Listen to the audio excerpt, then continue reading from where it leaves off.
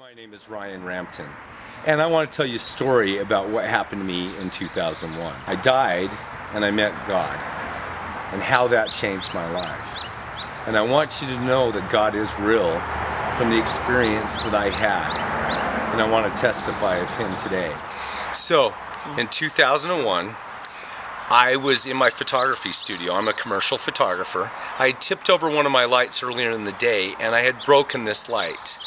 And it had broken the wires out of it and just really shattered it. So I'm trying to fix it, see if there's anything to salvage. And the cord where it plugged into the housing had broken. Well, in fact, I have one right here. So this part was still in the light. I pull it out, I pull the wires off, but I can't get this piece off of the cord. So I'm pulling on it and I'm pulling on it and I can't get it. I remember it's still plugged in. So I go over to where it's plugged in and I unplug it. Well, there's 4 of them plugged in, and I think I get the right one. But guess what? It was the wrong one. So I come back, and I'm pulling on the cord again, and I'm trying to pull, and I can't get it. But, you know, I'm a pretty smart guy. I like to MacGyver things. In fact, sometimes I'd say I'm brilliant. So I had a brilliant moment in what I can do to fix this. Hey, let's use my teeth as pliers.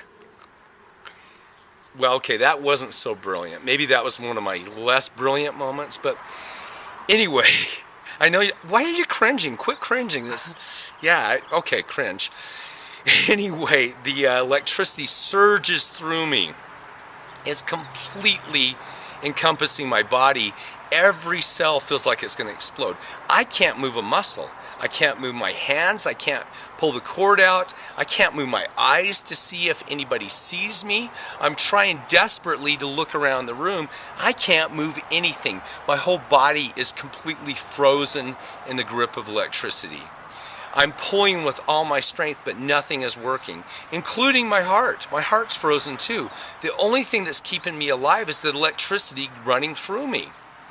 So my life flashes through before my eyes, and I'm thinking, oh my gosh, like, this is bad. But you know what? I'm not too worried because I've had so many near-death experiences where I should have died but didn't. The Lord had saved me time after time after time.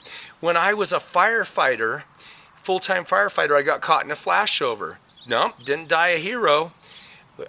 Almost died in a car wreck. Nope, can't die glamorous. I'm a pilot. I get inverted in the clouds. Almost run into a mountain.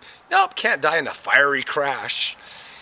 I am going to die from stupidity. I'm going to end up a joke on the internet. This is all that goes through my head. Now, oh my goodness, I'm leaving my family and I'm going to die. Life is over. No. I'm worried about being a joke on the internet. So, anyway, there's where my priorities were. So, I'm being shocked, and I wasn't really worried until I could see black smoke billowing out of my mouth. And I knew the body's not supposed to be that from being an EMT on the ambulance. That's kind of a bad thing when it's coming out jet black like a locomotive. And I think, this is it, I'm dead. I am dead. And at that point, I saw this bright light above my head. Well, I couldn't move my body, but I look up into the light. And this light is coming down. It's the most beautiful light I'd ever seen. It was just breathtaking. And I remember it coming down and enveloping me and taking me into the light. And I ended up in this pure white room. And instantly I knew where I was and where I was going. And I was going home to God. I was going home to Father is what came through my head. And I started to jump up and down and just go, oh my goodness, yes, yes, yes. Never been so excited in my life. Little kid at Christmas that can get up at 7 o'clock and at 6:59, anticipation is running through me at this extreme level. I'm so excited to go home. So beautiful. And I'll tell you a little bit more in detail about this later, but the important thing is Christ shows up behind this veil. And I can see him and see the outline of him. And he is so brilliantly lit, like somebody has a searchlight behind him. And the radiance and the light is just blasting through. And it is so beautiful. And it is so amazing. And my heart is just melted. And I'm filled with love. And I feel the Spirit of the Lord so strongly. And I feel like everything's all right. And he comes to me through the veil and he's standing right in front of me. and his radiance and his love just overpowers me. And he flashes my life before my eyes. We review it together, and it happens within a millisecond, and it's done. And he is happy with my life. And this is so interesting to me because I feel like I should have been going to the other place. The guy with the tail and the pitchfork, horns, all that stuff is really hot. That's where I felt like I deserved to go, not to where I was. And not to have Christ respond to me the way he did. Not to have him look at me with nothing but love. Even the bad things that I had done, he looked at every part of my life with nothing but love.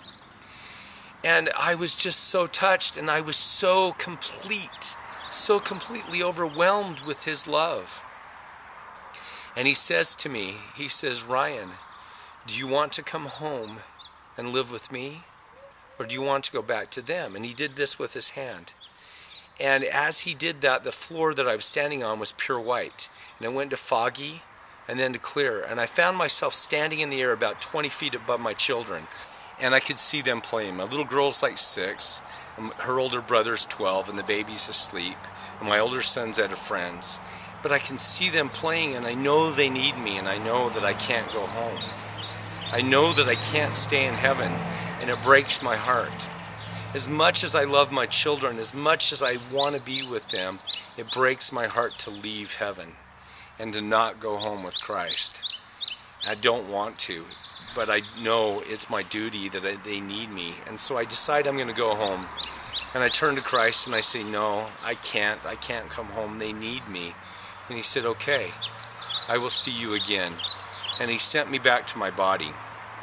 And it was not this transition of this beautiful harps playing, birds singing to something nice. It was like getting hit by a dang truck.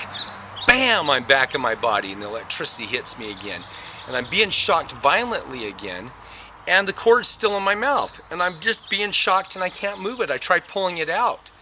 And I think to myself, I'm like, why would the Lord send me back to my body and not get me off the electricity? And I hear his voice in my head, just as clear as a bell. And he says, oh, did you ask for help? I think I skipped that part. So I said, Heavenly Father, please help. And as soon as I said that, the cord moved. So I'm holding the cord, and all of a sudden it moves, and I can feel it pull. And I'm like, holy crap.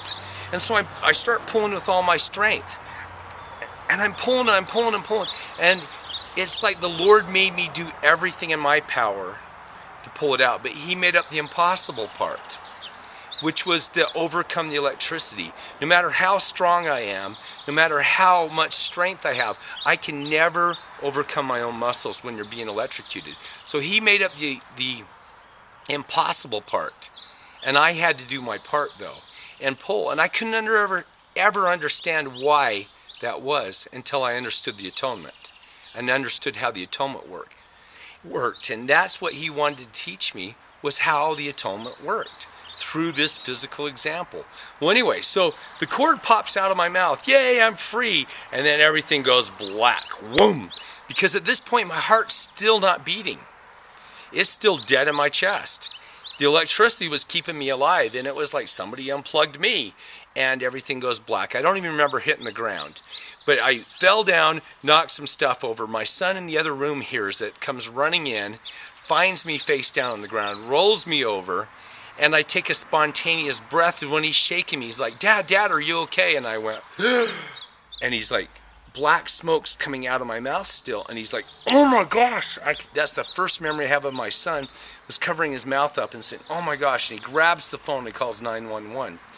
And he says, my dad was laying on the ground. I don't know what's wrong with him. Black smoke's coming out of his mouth, and he wasn't breathing. And they're like, okay, we'll send an ambulance. So I end up in the hospital, and the doctor comes in, and he looks at my mouth, and he sees what I've done. I've charcoaled a hole through my tongue about the size of a quarter. So if you'd taken a blowtorch and held it on a steak until it's cooked to charcoal, that's what my tongue looked like. The center part of it, about the size of a quarter, was completely blackened. So That's my scar that I have left 12 years later. So the interesting thing was the doctor says to me, he says, I'm not worried about your tongue. The fillings had melted out of the tops of my teeth. The silver fillings melted. It got so hot in there. Ran out of my teeth. The bottom ones pooled. There was silver dripping down my teeth. He says, I'm not worried about your dental work. I'm not worried about your teeth. I'm not worried about your tongue being charcoaled. What I am worried about was the oxygen deprivation that you suffered is because your heart wasn't beating the whole time you were being shocked. But the bigger thing, I'm worried about what 110 does to a person when you're taking it in directly into your mouth like that. It cooks you from the inside out. He says 220 will burn people and blow body parts off, but 110 will cook you from the inside out. So he says, I'm worried about your brain damage. I'm worried about your lungs. I'm worried about your heart. I'm worried about your kidneys. Every organ in your body is going to be damaged. It's not if it's going to be damaged, but to what extent it will be damaged. So he says we're going to run some enzyme tests on your blood and see what kind of enzymes you have in your blood. That will tell us what type of damage. So they tube me to keep my throat open, and they go leave me overnight. The doctor comes back in the morning, sends the nurse in, they take the tube out of my throat, and he comes in and he says, I've discharged you, you're free to go home. And I'm like, what? He says, yes, I ran your enzyme tests on your blood, and there are 0 enzymes in your blood. He says, I didn't believe it, so I had him run it twice, and then I ran it the 3rd time myself. He says, I've run the test 3 times. You have no enzymes in your blood. He says, given the damage in your mouth and the amount of time you were on the electricity, that's an impossibility for you to have no damage. He says, you're a miracle. I'm a man of science and not faith. But he says, you're a miracle. I cannot explain what's happened to you. He says, go home and count your blessings. So I went home and felt okay, but not really. I didn't really want to be here. I was doing it out of duty to my kids, and I love my children so much. But it was painful to miss that love every day. It was very difficult. So I will tell you in the next video when my life change came and how it affected me from that point on. I love you, and thank you for watching this video.